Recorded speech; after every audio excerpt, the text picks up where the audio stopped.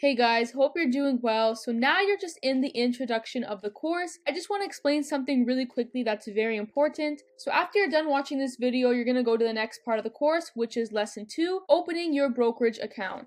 So basically in this section, what you're going to do is you're going to actually open up your account that you're going to use to start buying stocks. So below here in this section, you're going to see there's a bunch of links depending on which country you live in. So for example, if you live in the United States, you're going to click on this link. If you live in Canada, you're going to click on this link. Now, once you click on the link, basically, you're going to actually set up your account to start buying stocks. So it's going to ask you a bunch of questions. So just make sure you answer all the questions. Just to let you know as well, these are all very safe. It's basically just like a bank account because this is what you use to buy the stocks. Now, while you're answering all the questions to open up your account, it's going to ask you as well, what type of account do you want to open up? So what I recommend you do is you open up a cash account. And it also might be called a personal account, but that's basically all you're going to need. And I know there's also going to be some questions that you might not know how to answer. So if you come upon a question you don't know how to answer, what I recommend you do is search up the support of the company. So for example here, if you're using Wealth Simple Trade, search up Wealth Simple Trade phone number or search up basically their email so you can contact them and ask them for a little bit of support if you're not sure how to answer the question. So just make sure you do that. If you have any questions, you can just reach out to them and they'll be able to help you. Now, once you've set up your account, you're not going to do anything else after that. The only thing you can do if you want is you can just deposit some money in there for now and you end up using that money later to buy stocks. But yeah, that's basically it. Once you have your account open, you're all good to go. You're done from this section and then you're going to go to the next section where I actually teach you how to start buying stocks.